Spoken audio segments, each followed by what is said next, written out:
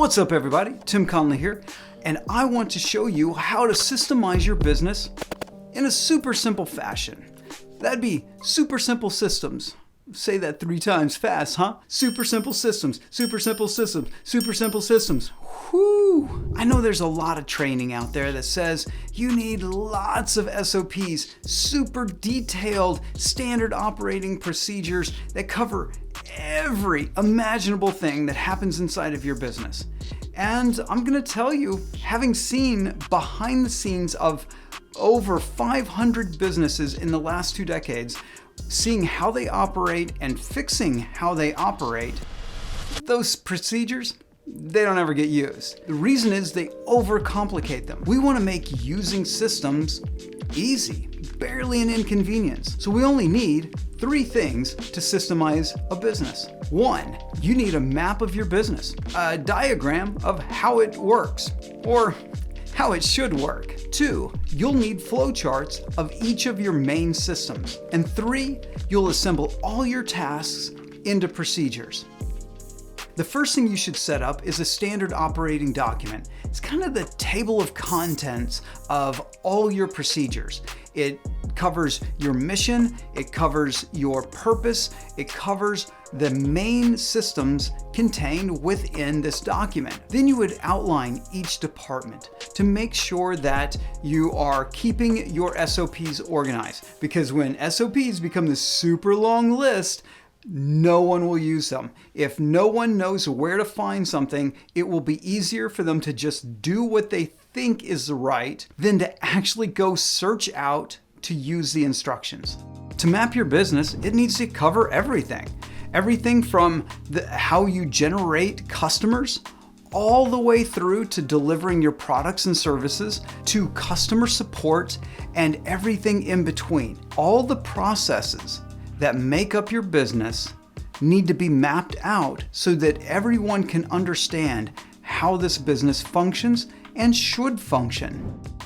The flowcharts, to me, are one of the most useful parts of systemizing. It lets you see where you are and where you're going and all the things you need to do in between. When building your flowcharts, start with the major milestones first. What's the one thing for the entire process to work? What's the next major milestone that takes you to the next milestone until you have reached the end of the process? To make flowcharts really useful, you need if this, then that statements. If something becomes a no, then you return back to the beginning of that process until you can get a yes and move on to the next step. And you do this throughout the entire process. Inside of every procedure, you have the 5 W's, sequential checklists, video documentation, where appropriate, and templates. The 5 W's, what, when, who, where, and why, are critical for anyone understanding what they're about to do. So what do the W's mean? What is the task that's going to be completed? What are you going to do? And what the outcome should look like.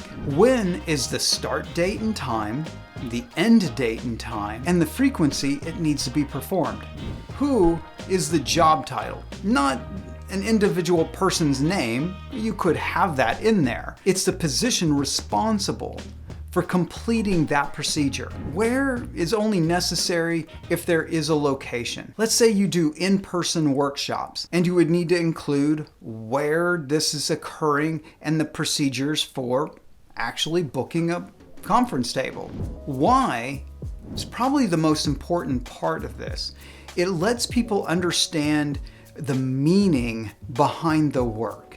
Why should I even do this? Why is it important to the company? Why is it important to me, the person doing the task? When somebody comprehends the why behind a task, they're likely to improve it because they'll understand how to make a decision in the best interest of the company. I recommend sequential checklists, not step-by-step instructions. Documenting every single step in a procedure may actually be important to the company, but the reality is human beings get bored reading all those steps and they skip it. And it's incredibly hard to get people to use it over and over again if It's so boring. The second problem with step-by-step instructions is what you think are clear instructions usually aren't. Get 2 pieces of bread. Get some peanut butter. Get some jelly. Open the peanut butter. Get a butter knife. Put the butter knife in the peanut butter. Take the butter knife out of the peanut butter. You did it wrong. On the other hand, checklists are easy to complete. Actually, they help someone complete the task because they're checking things off as they're getting done. They understand the progress. They see how far they're into the job and how many more steps they have to go. And don't tell me your procedures are too complex for a checklist. Because when I was in the US Air Force, I met a 19-year-old kid. He was a few months older than me. And he was working on an F-16 fighter jet. And he had a checklist of all the things he had to do when working on that engine. I think it was at the time like a $35 million plane.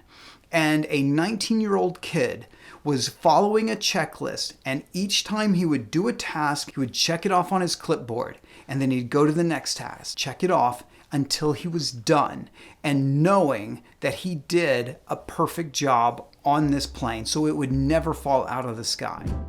A great way of documenting procedures is through video, especially if it's an app. If you're using software, screen recording how things are done is fantastic. But the number one thing you have to remember is to edit them. No one wants to sit through a 40-minute ramble fest and waiting for software to load up and all the delays that come from doing things in real time. Edit those videos down so they're very quick. Make them short, 5 minutes, 10 minutes at most. Then go to the next video until that procedure is done. Also, use videos sparingly.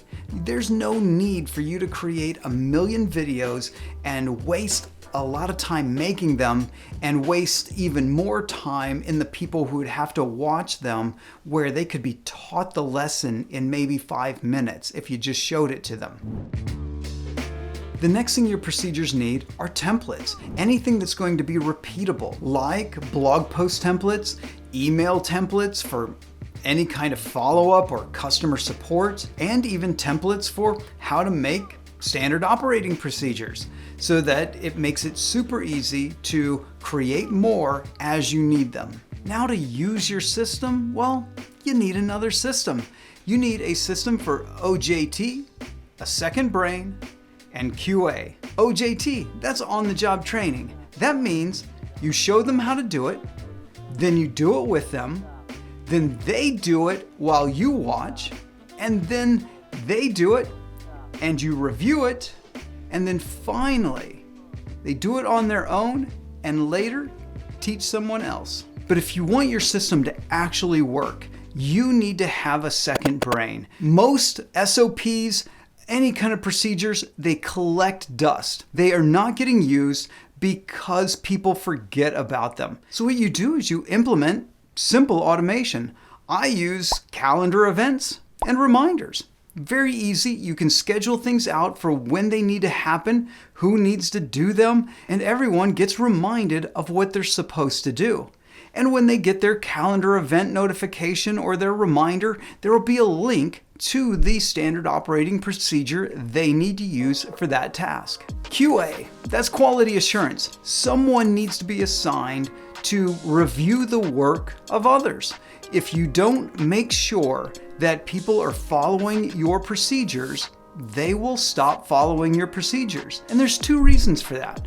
One, systems degrade over time. So just because somebody is doing something now, over time they're going to stop doing it by little degrees. And then the second one is humans are fallible.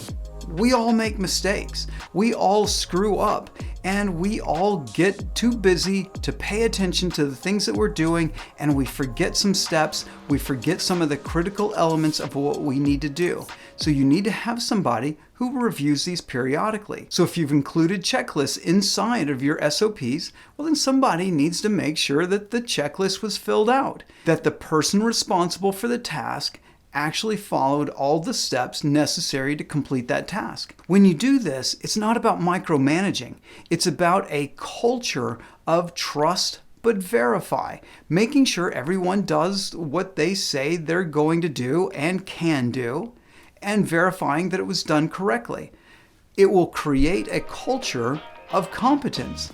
And the final standard operating procedure you need to follow is to smash that like button, subscribe if you haven't already, and ring the notification bell so you don't miss out on training like this in the future. And I hope to see you in the next video. Ooh, shiny. That's kind of Peter McKinnon, isn't it? What's up?